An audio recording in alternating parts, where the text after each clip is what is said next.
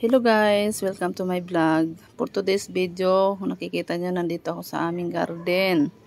Kasi itong dalawang anak ko, gusto nila ma-experience na mag-harvest ng pichay.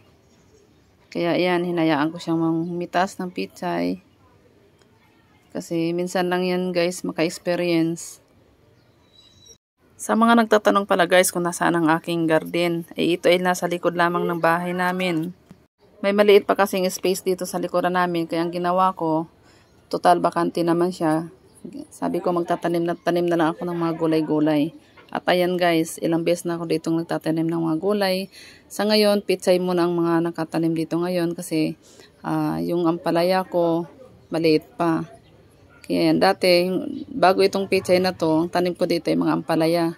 Grabe guys, napaka sarap sa pakiramdam pagka nakikita mo yung mga tanim mo na namumunga na. Gaya nung ampalaya, grabe ang daming bunga ng ampalaya, kaya nakakatuwa talaga magtanim ng mga gulay-gulay. Para kahit paano, napapakinabangan mo siya, hindi ka na bibili sa palengke. Alam mo naman guys, sa panahon ngayon, napakamahal ang mga bilihin natin sa palengke, lalo ng mga gulay. Kaya pagka may bakante kayong lupa guys, pwede nyo pagkalibangan yan, taniman nyo ng mga gulay-gulay yan.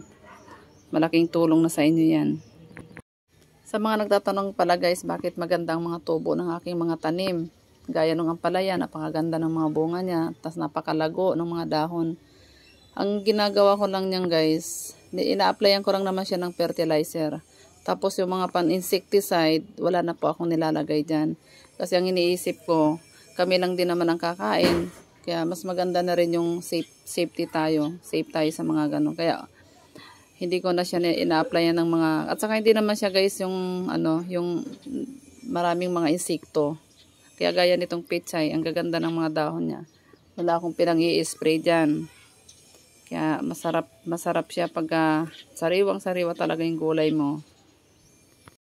Sa mga nagtatanong bakit daw ako marunong magtanim ng mga gulay-gulay, ang totoo guys, nung mga maliliit pa kami, tatay ko talaga, mahilig talaga magtanim ng mga ganito, mga gulay, kung sari-saring mga gulay.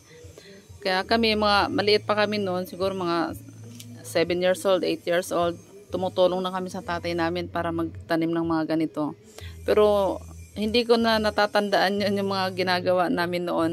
Kaya ngayon, kaya ko natutunan ulit ito, kasi napapanood ko lang din sa YouTube kung paano magtanim ng mga pichay, ampalaya. Kaya yan. Kaya nai-apply ko siya dito sa aking paggagarden.